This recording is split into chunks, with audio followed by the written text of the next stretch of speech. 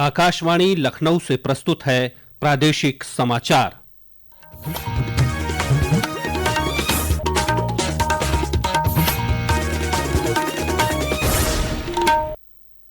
मुख्य समाचार। प्रधानमंत्री नरेंद्र मोदी ने आज लखनऊ, वाराणसी, झांसी और आगरा समेत देश के 47 स्थानों पर 51,000 से ज्यादा चयनित अभ्यर्थियों को वर्चुअली सौंपे नियुक्ति पत्र। कहा, युवाओं को सशक्त बनाने की सरकार की प्रतिबद्धता को दर्शाते हैं रोजगार मेले। रक्षा मंत्री राजनाथ सिंह ने आज लखनऊ में बड़ी कालीजी मंदिर परिसर में नए ब्लॉक का किया उद्घाटन। कहा, ऑपरेशन सिंदूर में दिखा महिला सैनिकों और पायलटों का शौर्य। मुख्यमंत्री योगी आदित्यनाथ ने लखनऊ में भारत में पशु नस्लों का विकास विषय पर आयोजित कार्यशाला का किया शुभारंभ। कहा, राज्य सरकार पशुधन विकास और गौ संरक्षण पर दे रही है विशेष ध्यान। और लखनऊ सहित राज्य के कई जिलों में बारिश का क्रम जारी। चित्रकूट में मंदाकिनी सहित कई नदियां उफान पर।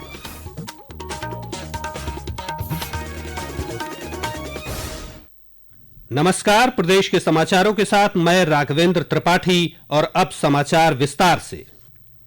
प्रधानमंत्री नरेंद्र मोदी ने कहा है कि रोजगार मेला युवाओं को सशक्त बनाने और विकसित भारत के निर्माण में उनका सक्रिय सहयोग लेने की सरकार की प्रतिबद्धता को दर्शाता है। प्रधानमंत्री आज वीडियो कॉन्फ्रेंसिंग के जरिए लखनऊ सहित देश भर के 47 स्थानों पर विभिन्न सरकारी विभागों में 51,000 से ज्यादा युवाओं को नियुक्ति पत्र प्रदान करने के बाद रोजगार मेले को संबोधित कर रहे थे।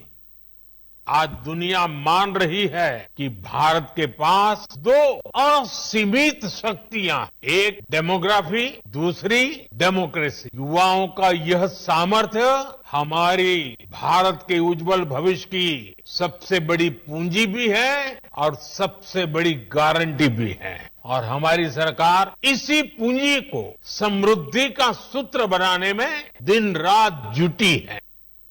श्री मोदी ने कहा कि सरकारी विभागों में नवनियुक्त युवा राष्ट्र निर्माण में अहम भूमिका निभा रहे हैं। रोजगार मेलों के माध्यम से अब तक लाखों नौजवानों को भारत सरकार में परमानेंट जॉब मिल चुकी है। आज भी आप में से कई ने भारतीय रेल में अपने दायित्वों की शुरुआत की है। कई साथी अब देश की सुरक्षा के भी प्रहरी बनेंगे, कुछ साथी हेल्थ फॉर ऑल मिशन के सिपाही होंगे और बहुत से साथी भारत के औद्योगिक विकास को नई रफ्तार देंगे। प्रधानमंत्री ने कहा कि स्टार्टअप देश के युवाओं की क्षमता को बढ़ा रहा है। इसी क्रम में आज लखनऊ के इंदिरा गांधी प्रतिष्ठान में आयोजित रोजगार मेले में केंद्रीय राज्य मंत्री पंकज चौधरी ने 270 युवाओं को नियुक्ति पत्र प्रदान किए। प्रधानमंत्री के संसदीय क्षेत्र वाराणसी में केंद्रीय स्वास्थ्य और परिवार कल्याण राज्य मंत्री अनुप्रिया पटेल ने 141 अभ्यर्थियों को नियुक्ति पत्र सौंपे। इस दौरान श्रीमती पटेल ने युवाओं का आह्वान किया कि पूरी गंभीरता और पारदर्शिता के साथ देश और समाज के निर्माण में सकारात्मक भूमिका निभाएं। मैं इस अवसर पर काशी में जितने भी हमारे अभ्यर्थी आए हैं उनको बधाई देती हूँ, शुभकामनाएं देती हूँ और यही उनसे अपेक्षा करती हूँ कि अपने नए दायित्वों को ग्रहण करके नागरिक प्रथम की भावना के साथ राष्ट्र सेवा में अपने आप को समर्पित करें और 2047 के विकसित भारत के निर्माण में अपना योगदान। आगरा में केंद्रीय राज्य मंत्री एसपी सिंह बघेल ने 100 अभ्यर्थियों को नियुक्ति पत्र दिए। अपने संबोधन में श्री बघेल ने कहा कि प्रधानमंत्री नरेंद्र मोदी ने 10 लाख युवाओं को रोजगार देने का जो वादा किया था उसे पूरी पारदर्शिता के साथ पूरा किया जा रहा है। मैं इन अभ्यर्थियों को बधाई देना चाहूंगा। आप अपनी दम पर सिलेक्ट हुए, भगवान का धन्यवाद दो। आप उस समय एग्जाम दे रहे हो जिस समय मोदी जी की सरकार है। झांसी में आयोजित कार्यक्रम में केंद्रीय राज्य मंत्री बीएल वर्मा ने 247 युवाओं को नियुक्ति पत्र सौंपे। श्री वर्मा ने कहा कि सरकार की पारदर्शी नीतियों के तहत समय सीमा के अंदर पात्रों को नौकरियां मिल रही हैं।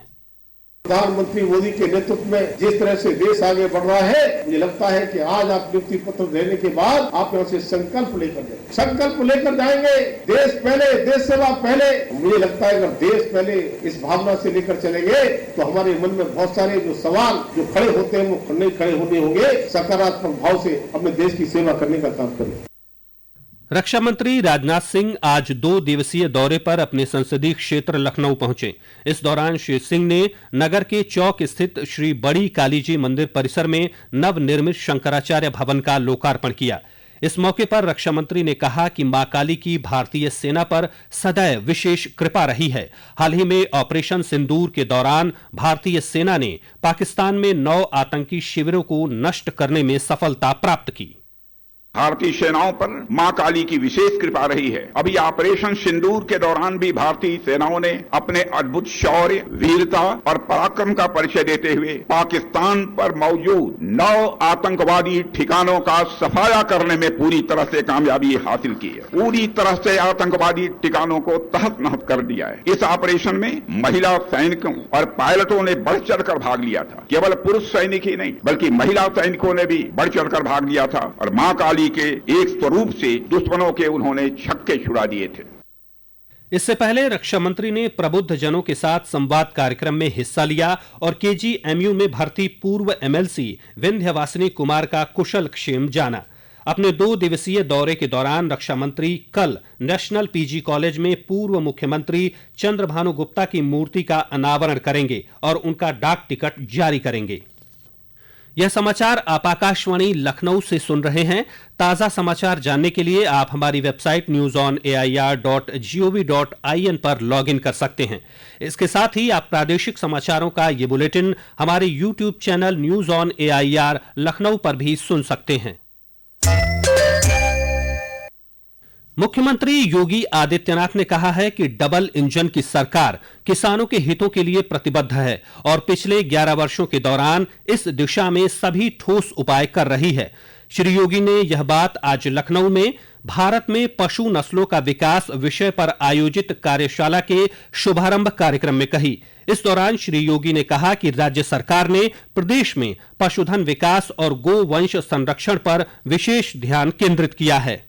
गो आधारित खेती के महत्व को आगे बढ़ाने के इस दिशा में प्रयास प्रारंभ हुए हैं। ये अन्नदाता किसान की आमदनी को भी बढ़ाने में योगदान देंगे और अन्नदाता किसान की आमदनी बढ़ेगी, उसकी समृद्धि बढ़ेगी तो देश की समृद्धि को कोई रोक नहीं सकता है। अवश्य देश समृद्धि के नए सोपान को प्राप्त करेगा और आत्मनिर्भर और विकसित भारत के संकल्पों को पूरा करने में मदद मिलेगी। प्रदेश में इस दिशा में और भी प्रयास हुए हैं। जैसे लैंडलॉक्ड स्टेट में उत्तर प्रदेश मत्स्य उत्पादन में आज अग्रणी राज्यों में है। अंडा उत्पादन में, कुक्कुट पालन में भी उत्तर प्रदेश ने अच्छी छलांग लगाई है। इस अवसर पर केंद्रीय मंत्री राजीव रंजन सिंह ने भी अपने विचार रखे।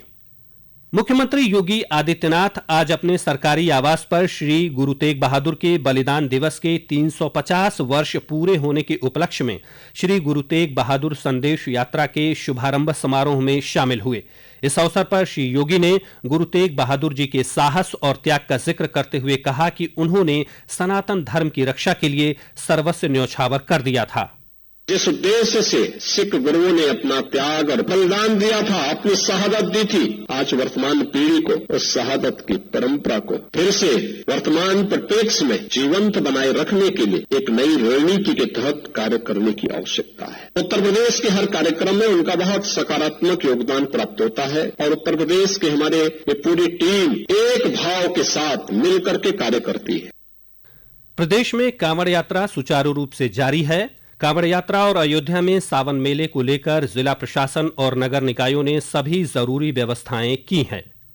प्रदेश के कृषि मंत्री सूर्य प्रताप शाही ने आज अयोध्या में सावन मेले को लेकर अधिकारियों को जरूरी दिशा निर्देश दिए।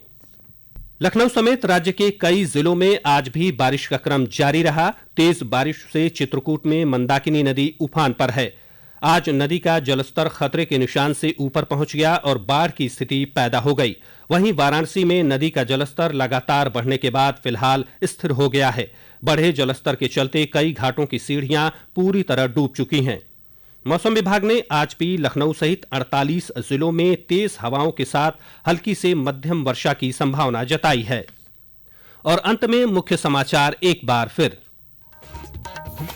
प्रधानमंत्री नरेंद्र मोदी ने आज लखनऊ, वाराणसी, झांसी और आगरा समेत देश के 47 स्थानों पर 51,000 से ज्यादा चयनित अभ्यर्थियों को वर्चुअली सौंपे नियुक्ति पत्र। कहा, युवाओं को सशक्त बनाने की सरकार की प्रतिबद्धता को दर्शाते हैं रोजगार मेले। रक्षा मंत्री राजनाथ सिंह ने आज लखनऊ में बड़ी कालीजी मंदिर परिसर में नए ब्लॉक का किया उद्घाटन। कहा, ऑपरेशन सिंदूर में दिखा महिला सैनिकों और पायलटों का शौर्य। मुख्यमंत्री योगी आदित्यनाथ ने लखनऊ में भारत में पशु नस्लों का विकास विषय पर आयोजित कार्यशाला का किया शुभारंभ। कहा, राज्य सरकार पशुधन विकास और गौ संरक्षण पर दे रही है विशेष ध्यान। और लखनऊ सहित राज्य के कई जिलों में बारिश का क्रम जारी। चित्रकूट में मंदाकिनी सहित कई नदियां उफान पर। इसी के साथ प्रादेशिक समाचारों का ये बुलेटिन समाप्त हुआ। अगला बुलेटिन रात 8 बजे FM पर प्रसारित किया जाएगा। नमस्कार।